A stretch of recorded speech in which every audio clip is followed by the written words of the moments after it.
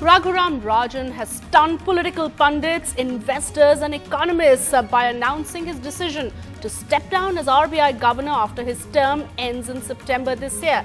It's a decision that will have huge political and economic ramifications for India, given his immense global credibility and the body of work in India as the RBI Governor. Hello and welcome to this special show, Rexit or Rajan Exit, as the term has now been coined.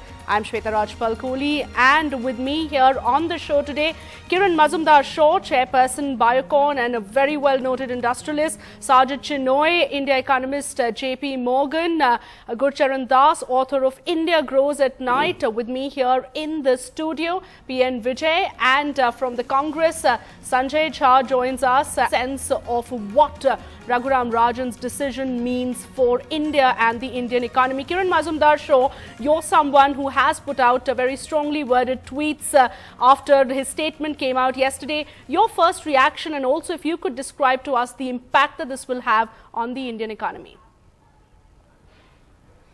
Well, you know, Shweta, like I said, I am very concerned about the timing of this announcement because, you know, we are facing large and very strong global headwinds in terms of economic turmoil. We don't know what's going to happen in terms of Brexit next week. We are also going to be going to face some of the probable challenges of the outcome of the US elections. The BRICS economies are actually not in a good shape apart from India. Right. And you know, so on and so forth. So I'm really concerned that, you know, at this point in time, we needed someone like Raghuram Rajan to really, you know, play a very, very important role in terms of keeping the India's economy based ship very strongly afloat. And I just think that in terms of timing, it's terrible because this is the time we needed that stability factor, and Raghuram Rajan brought in that much needed stability. Absolutely. And I think, you know, he is the one person who commands huge credibility globally, and he's certainly somebody who we need at this point in time. All right, let me go across to Sajid Chinoy to break it down among specifics in terms of the impact. Yes, you can expect markets to give a strong reaction to that decision that came over the weekend when markets were shut.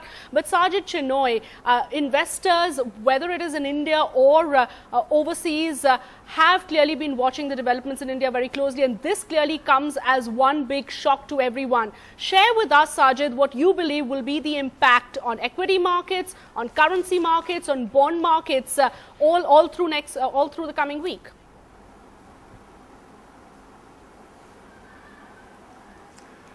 Well, you know, it is an unpleasant surprise. It is a surprise for foreign investors. As you know, the governor commands a huge amount of credibility in global markets, in international markets.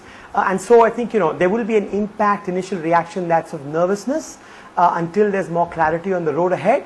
But I think going forward, this doesn't necessarily have to be something that spooks investors, as long as the policies that Governor Rajan has so well articulated and carried out are carried on by his successor. So I think, you know, all credit to the fantastic job he's done. It's very rare to find a person who's got expertise in banking, financial markets and macroeconomics, and that's exactly what Governor Rajan had. And he set the way on a number of very important reforms on the entire monetary policy framework, on the asset quality review. So I think going forward, it's important that we manage the transition well. If his successor were to bring policy continuity on these fronts, that we continue with the inflation targeting regime, we quickly have a monetary policy committee, we take the asset quality review to its logical conclusion, I think that will go a very long way in soothing any jangled nerves that foreign investors have. So I guess my bottom line is there will be initial nervousness. I think we'll have to brace for that. I think the RBI is a very professional institution. They'll do what they have to do in the next day or week to try and mitigate that. But over the next 2-3 months, what will really determine the impression that investors have of India are the policies that have taken us from being in the fragile five to being the emerging market that is deemed to be most resilient to global shocks. are those policies carried forward? As long as those policies are carried forward and the RBI is working closely with the government, I think some of those early concerns should be mitigated. All right. We'll come back to the impact on the economy, but first let's try and understand some of the political circumstances that led to this decision coming through. PN Vijay is with me here in the studio. PN Vijay, give us a sense of whether the government really saw this coming. Well, my sense is, I'm not in the government, I'm the party that runs the government, is that it was as unexpected to us as it was to the rest of the world. Having said that, let me say that the government and surely the Ministry of Finance had a great respect for Governor Rajan and for his views, for the way he expressed his views and for his commitment to the economy. I'd like to stop you right there, because you're saying that the BJP had great respect for the way Governor Rajan expressed his views. Why then did we see such a pointed public attack by someone like Subramaniam Swamy that possibly was the biggest trigger that led to his exit? I mean, and at the end of the day, the government did not even come out openly to defend Governor Rajan. It was very, very humiliating to have someone write a letter saying that he is mentally not fully Indian. Well, Mr. Swamy is a very controversial person. There are many controversial persons in many parties. But the party line, as expressed by Mr. Jaitley, the finance minister, repeatedly, is that we have worked wonderfully with him. And inside, I can tell you, the equation was very good. And Shweta, let me put things in a slightly proper perspective, like Mr. Shenoy was saying.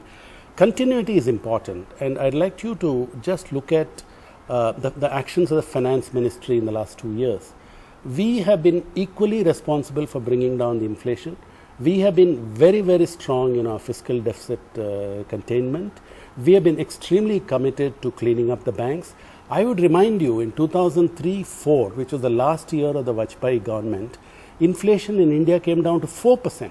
And the 10-year bond came to 5.6%. There was and BJP is a government that does not believe in tax and spend. So we can get into that argument of what has led to the kind of stability that we've seen in the Indian economy, whether it's actions of the finance ministry or is it actions taken by the RBI governor. But coming back to the limited point of whether we could have stopped this from happening, should the governor have got a better defense from the government itself after those repeated attacks? Quick word from Gurcharan Das and Kiran Shaw on that before I go across to Sanjay Jha. Mr. Gurcharan Das, to you first, sir. Well, I think this has been a self-goal. The fact is that there are some rules in life. One, you don't fix anything that's not broken. Now, the RBI was not broken. It was performing very well. Everybody believes that, and Rajan was doing a good job. Second rule of life is that perception is the reality, and therefore, the perception of Governor Rajan was in the global community very high, and this helped India with FDI flows, which have been a record. And the third rule in life is that talent is scarce, and no one is indispensable. But if you have somebody of talent, you don't let that person go.